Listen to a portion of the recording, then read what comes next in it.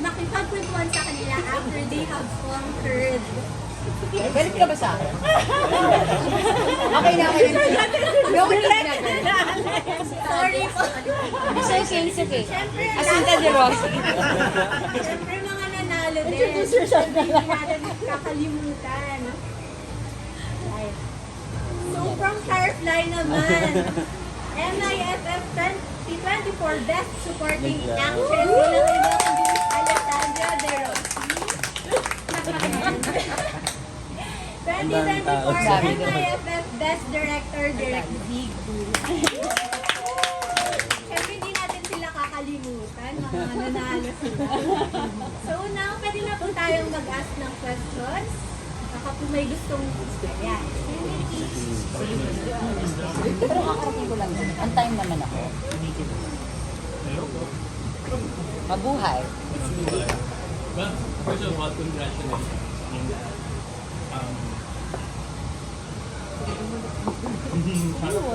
As a contest for everyone, of course, sa producer side, sa writer side, sa actor, and then the director side.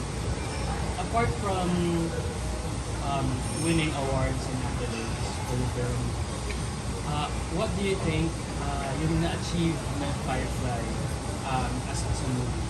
Miss Nessa, can you start? Well, as a producer, it really achieved something from GMA Pictures. This reestablishes us as a film studio that does hindi lang credible, kundi beautiful work that focuses on stories that are powerful, that tell stories well, that has quality in production, and that values a compelling story overall. This is bringing us back to the days of GMA Films when it started, when we had Jose Rizal, Ami, Destro, all of these award-winning films. At sunod-sunod ang MMFF wins noon. I don't know if you know that in 1998 and 1999 magkasunod yung Jose Rizal and then Muroami as Best Picture sa MMFF. So we're bringing the brand back to its roots. So you knew what Firefly did for us as a producer. Does it mean ba may follow-up? Oh, yes! Marami pa tayong sa pipeline. We have a lot in the pipeline. Right now, there are secret projects, but I can tell you that we're working with a national artist, Vicky Lee, for our upcoming MMFF. He's writing it. And we are working with Enrico Santos on one of our next movies. Nice to know. Sa screenwriter po natin, ano ba? Siguro for me, it's yung pinaka-rewarding sa tingin ko sa amin nila, Direct Zig. Siguro better na Direct Zig mamaya. Yung Pasko pala, even before the awardings, yung nag-essay writing yung mga tao about ano yung naramdaman nila or nakuha nila from the film, or yung may mga sobrang emotional and strong responses sila na nakarelate sila or they found themselves in the story or in the characters. So parang dun palang ano na kami, mauwi na, kumbaga, tanggal pagod na kami nung time yun kasi syempre, grabe yung ano rin namin, pagod at stress nung December. Pero nung nakikita na namin yung mga reactions ng mga tao, yung mga essay, yung mga video vlog pa sila, may analysis, may summary, may interpretation sila, and yung tinatag si Zay kami. So yun pa lang sabi na, at least parang nagawa na natin yung role natin, yung purpose natin, which is to so tingnan namin yung film should kumbaga solve discussions or inspire or kumbaga create a reaction or impact dun sa audience primarily. So dun pa lang sa audience side, sobra na siyang fulfilling for us. Kumbaga tingnan namin yung time na yun, nagawa na natin yung trabaho natin. And siguro we're just so grateful. Actually, gratitude lang talaga yung I think yung word that describes how when I feel personally right now, and I suppose I'm working for the viewers' response to the movie, and yun, gratitude lang doon sa lahat ng nagbayad. Kumbaga, ang nakakakilabot ko as nag-rounds kami sa mga malls just to see people bringing out money from their wallets and paying for the movie, and then being satisfied after. So, yun, magpapasalamat kami sa lahat ng mga nag-lahat. Ako mas ganun, yung sinabi ni Miss Ange, katulad nung sinabi ko nung una, nung press con pa lang na maliban dun sa awards, mas importante sa akin yung connection na nag-create ng pelikula sa audience. So, which is, yun talaga yung nangyari, yung sinabi ni Ms. Ange kanina na even before hindi pa manalo yung pelikula, like first day, yung 25th, tapos no 26th, ang daming mga nagtatag, ang daming nagpo-personal message, tapos nagbibigay ng videos, sa iba't ibang sulok ng Pilipinas. Ang weird kasi parang ang sarap sa pakiramdam na nagme-message sila, para nagpapakita sila ng suporta din sa pelikula. Tapos hindi lang din sa pelikula, kundi nung napanood na nila yon, parang gusto nilang i-share din sa iba. Parang gusto nilang ipaalam din dun sa iba kung ano yung pakiramdam nila habang pinapanood nila yon. Tapos yung mga personal essays nila, yung mahahaba, yun talaga yung, di ko pa nga napopost yun sa Facebook, pero yun yung isa sa pinaka hindi ko makakalimutan dito sa experience ko sa Firefly, na ang daming mga tao na na-touch, like kunwari sinabi nila na namamatay lang last month ng mga mahal nila sa buhay, tapos parang hinihil sila ng pelikula ng pinanood nila, and then right after mapanood nila yung pelikula, nagpupunta sila sa puntod ng mga mahal nila sa buhay. Alam mo yun na sila, parang lagpas-lagpas dun sa pelikula yung niya, yung na-achieve niya. Kumbaga parang gano'n, na yun yung sinasabi ko na yung connection na na-create ng pelikula doon sa tao, once na napanood na nila, gusto pa nila ulitin kasi gusto nila yung pakiramdam na nila, kung hindi lang yung pakiramdam kundi yung kabuuan ng pelikula. Tapos kung ano man yun, gusto nilang i-share doon sa iba. Tapos sinishare nila yun doon sa amin. Napaka-rewarding ng pakiramdam. Katulad nga ng sinabi ko nung una na halimbawa, habang ginagawa namin yun, tama yung sinabi ni Ms. Anshan, lahat yon ng tao dun sa team, mahirap gumawa ng pelikula, that's for sure. Parang kailangan ng time na madaming effort, at saka syempre pera. Tapos, so, sinisigurado namin talaga na kung ano man yung gagawin namin, magbubunga o kaya mapupush niya yung purpose niya, parang ganon. So, so nag-aano kami, that day, nagbabalitaan kami, may group kami, tapos tama yun, yung parang tinitingnan namin yung mga malls na parang mga first screenings pa lang ng 25, ang dami ng mga sold out. Yung parang ramdam na ramdam namin yung pagmamahal nila sa kanila, na parang, uy, dito sa area na mahal na mahal nila tayo, lagi tayong sold out. Dito sa area nito, yung sarap na nun, which is, ang sarap ng pakiramdam.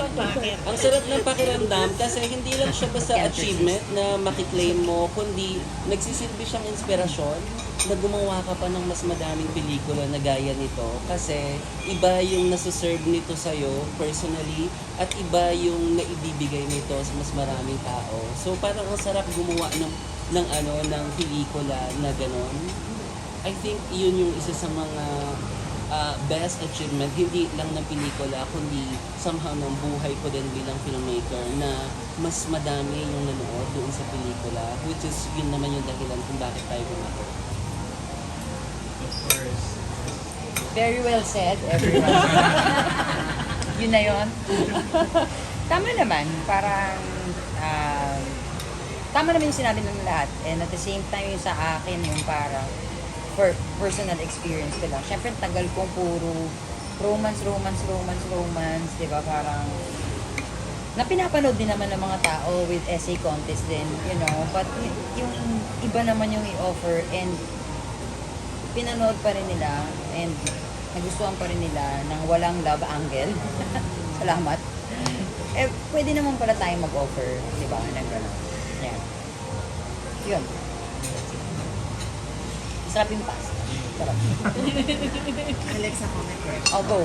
Hindi kasi MMFF naman, nung mga unang years so pa, di ba, nung mga-ate, ikaw na naging gumagawa ng mga ganitong klaseng films, Yeah. yung hindi usual, Yes. na family drama or ano.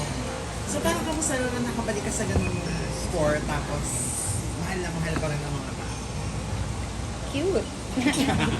Sweet. Alam mo yun, yung parang, mami ko grabe pag nagsasend ng mga, yung parang pagsikaan, ikaw walang comment question. O yan, sabi pag Alessandra maganda daw. Parang ma, hindi mo pa napapanood ha, nasa Italy ka. Mga naman kung anong pinagsasasabi niya, di ba? Pero yun nga, grateful ako na, at ayun, anumang genre, merong naniniwala. Kahit tatlo. Mami ko na yun, tsaka daddy ko. Pero in a way ba, parang, because you produce your films na rin. Yeah. Or, nagkagawa ka na ng sarili mong content. So, kasi from the past yun nga, strain of rom-coms Yes. or romance. Yeah. Diba? So, na-inspire ka ba na gumawa ng naka-veer away na ba? Hindi marami akong nakabangko lang. Parang inuuna mo lang kasi may edad tayong hinahabol. Parang, at baka 2 years from now, pag nag-rom-com pa ako, parang Alex, bigay mo na yan sa iba. Ganon. So, meron naman nakabangko. Marami. Actually, meron akong parang Firefly. Kaya na nabasa ko, meron siyang animation na book. Naku, gawin ko na to. Hayaan mo na nga yun. Hayaan mo na nga yun. Parang ganon. Yeah. Marami naman. It's just that may may time frame lang. Alex, what's your reaction na ikaw yung napiling best supporting actress sa MIF? Binili ko lang. Kaya nga hindi ako nakapunta eh. Yung ticket, sige na doon na lang. Hindi, busy ako nung araw na yon. May sinusulat kaming script. Tapos nagulat na lang ako sa Viber. Pag gano'n ko, may 47 messages. 47? What's happening?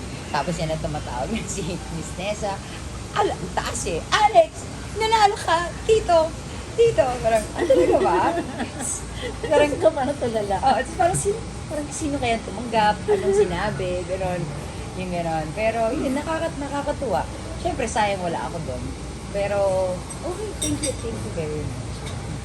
For those dun sa mga naka-attend sa LA na film fest, ano yung unforgettable reaction nyo? Or feedback na na-receive nyo sa mga tao, whether it's from foreigners or Filipinos na nandun after watching the movie? Or ako lang yung nakapunta. Ikaw lang ba? Nagtitipid ka. Akala ko nandun ka. Akala ko ikaw tumanggap eh. Grabe lahat. So nakakatawa na na yung Filipino-American community, even non-Filipinos na nanood, naintindihan nila yung non-Filipinos na nanood na lumapit sa akin after the screening, naintindihan nila yung movie. Well, may subtitles naman. Pero nakarelate pa din sila. So, kumbaga sabi namin, pwede pala siyang maka-connect kahit sa hindi Kaya. audience. Yun yung isa namin na-realize. And then, yung mga Filipino, natin doon, community natin doon na parang feeling ko na nostalgic sila for the Philippines. Nakita ulit nila yung, mayon, yung Pilipinas. Parang very emotional sila after the screening. So, nagulat ako na kahit doon, yung after nung dalawa panood, nakikipag-usap sila sa amin, yung ang tagal nung nag-linger sila sa cinema after, hindi sila umaalis agad, nakikipag-usap sila sa amin, sa mga May jury ba na foreigner doon? Or puro Pinoy doon? Oo, may jury na PhilAm, mga filmmakers, based talaga sila sa US, sa Hollywood. Ayun, tapos yun, nakakatuwa na, kumbaga, syempre iniisip ko rin di ba? Dito, ganun yung response, nakakatuwa, nakakatawa naman na pangaramdam namin, at na-achieve naman yung gusto niya ma-achieve. Pero ano kaya, yung iniisip din namin sa ibang, sa non-Pinoy audience or sa PhilAm audience. Pero nakakatawa na more or less ganun pa rin yung effect or marami pa rin nakarelate na at nakakonect pa yung concept. Nakakatawa siya. Relief na. In fairness, pa rin. Okay pa rin para din sa audience, sa audience. Universal kasi din yung topic eh. Parang I love it. Thank you. Before parang nung filming or nung sa script pa lang, in-expect nyo ba na parang ganito kalaki yung pagtanggap or mainit yung pagtanggap sa movie? Ano yung iniisip nyo while filming na parang hoping na ganito nga yung Well, day by day, habang sinushoot namin yung pelikula, unang-una, isip muna namin kung matatapos namin yung mga eksena. Hindi pa kami umaabot doon sa sana makapasok sa MMFF o kaya paano kaya tatanggapin ng mga taong to. Kasi ako naman personally parang gano'n na kung ano yung hinihingi ng eksena ng script mismo, ibigay mo muna. Ibigay mo sa pinaka-best that you can, parang gano'n. Para later yung pelikula na magsasalita para sa sarili niya. Parang gano'n. But of course, nung ginagawa yun, parang meron kami tinatanim na pag-asa, parang gano'n, na sana makapasok siya sa sa MMFF. Pag nakapasok siya sa MMFF, another stage kasi yun. Sino-sino yung mga kasabay. Kasi ang dami nagpasa that time. So parang stage per stage yung naging namin na magmula doon sa paano namin ma-shoot yung buong pelikula day by day, tapos paano namin siya gagawin ng maayos. Yun kasi yung mga requirements syempre, na hindi lang siya basta matapos, parang gano'n. Tapos, dahil nga dami challenges din sa paggawa ng pelikula, mas nakatutok kami doon sa, hindi siya maliliit na bagay, kundi yung mga immediate na mga bagay na nandoon. Like, paano namin aalagaan yung bata na artista namin, paano namin mag-create ka ng circle of safety in your group na nasa ibang lugar kami, kailangan safe yung lahat, tapos may aso kaming dala-dala, ang daming mga tapos may pagbabagyo ng bagyo, yung mga ganon. So, mas inuna naming tapusin ng maayos bago namin inisip fully kung ipapasok ba siya sa o kung makakapasok o papasok ba siya dun sa MMFF. Kasi pare-pareho naman kami na parang gusto namin ay sana maayos muna yung buo bago natin siya ipakita dun sa ibang tao. Business. So, did it help na nakapasok kayo sa MMFF despite na ang dami nga pong kalaban? And also, dun sa speech mo po nung ninala kayo, di ba parang sobrang konti yung sininis na nakuha niyo? Sobra. Alam niyo yung kaya nung sa mga magtatanong mamaya kung anong naramdaman ko na nanalo ako ng best director. Pero, hindi na masyadong ine-expect yung pagkapanalo sa totoong buhay. Kasi para sa akin, na-achieve ng pelikula ng sobra-sobra yung purpose niya kung bakit siya ginawa. Una-una, nung ginawa namin na parang, syempre nilalaban namin kasi unfair sa pelikula na hindi ka umasa na hindi siya makapasok ng MMFF. Kasi lahat kami, naniniwala kami dun sa ginawa namin, di ba? Tapos, so umaasa kami na sana makapasok. Tapos nung nakapasok, kami, parang isang mahabang journey ng pakikipagbakbakan yung partner. So nung nakapasok ng ganyan, syempre sa part nila, lalo na dun sa prod, paano siya ipopromote? So ibang stage din yung ibang klase ng buhay din yung pagkuha, di ba? Kasi ang lalaki ng mga artista din ng mga kalaban. Tapos it feels like pinaghandaan talaga.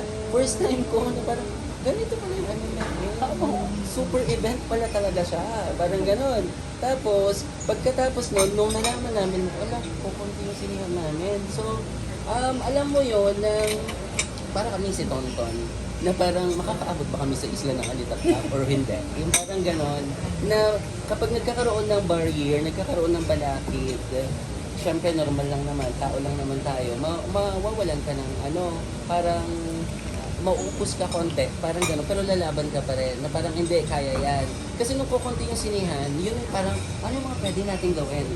At yun pa yung isa sa mga nag-push ng sobrang saya na pakiramdam ko sa paggawa ng Parka, yung buong experience na to. Kasi, alam mo yung mga nakilala ko, sa mga talks ko, kasi nagtutalk ako sa iba't ibang schools, parang gano'n. Tapos, may mga teachers, mga estudyante, tapos mga LGUs.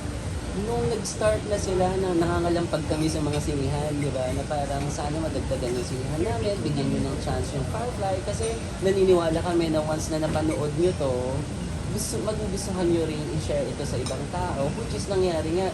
Tapos lahat ng mga taong yun, yung mga napagtukan ko dun sa Cordillera hanggang dun sa Palawan and all, nag-aano sila, para silang mga troll. Na parang lahat sila nagpo-post. Na parang, oh, ito yung hashtag na gagamitin, tapos tinatag nila ako. Doon pa lang, nag-iba na yung pakiramdam na siya, ang dami mamahal sa akin. Sabi ko nga, Yung di ba? parang Ba't ang dami mong minions online? Tapos, ang dami. Na parang naging, Yes, it's celebrity account. naging community na siya in a way na kapag may mga sinihan na, uy, wala kayong poster dito, nalalaman namin. Kasi ito yung mga tao na, di ko alam, natutuwa sila, nakasama sila dun sa paglalakbay ng pelikula. Parang gano'n. Tapos, wait, ano na yung question? Nawala ako. Ayun, after nun, dumami yung mga sinihan. Tapos, first day, ang daming sold out. So, tuwang-tuwa kami. Tapos second day, dahil marami sold out, dumami yung sinihan. Tapos nung nanalo pa, that's another one. Natapos namin yung pelikula, nakapasok sa MMFF, dumami yung sinihan, nanalo. Recoup. Tapos, I think naibalik naman yung pera. Tapos, gustong-gusto ng mga tao hanggang ngayon may mga lumalabas pa rin ng mga reviews kasi napapanood pa rin nila. Sobra-sobra yung naibalik. Sobra-sobra yung nagawa ng Firefly. Tapos, kayo nung nanalo dun sa MIFF, sobrang bonus yun sa totoong buhay. Na hindi ko na ngayon na-expect. Kaya sabi ko, totoo ba? Pero, thankful ako. Kasi una-una, nung nalaman ko na nanalo si Alex, sobrang saya ko. Kasi yun yung isa sa mga wish ko na ginawa ko yung pelikula. Na parang, sana, parang laging ganun eh. Kasi kung ano man yung achievement ng artista o ng actor namin, it feels like kasama ako eh. Kaya nung nanalo yung Bagets, parang gano'n na si Alex. Tapos, ay bongga. Parang, nung nanalo ako na best director sa MIFF, sobra-sobra na yun. Parang, hindi ko alam kung paano ko pa yung may babalik ulit. Siguro bawi sa next pelikula. Tama. Gawin na natin. Yung expectation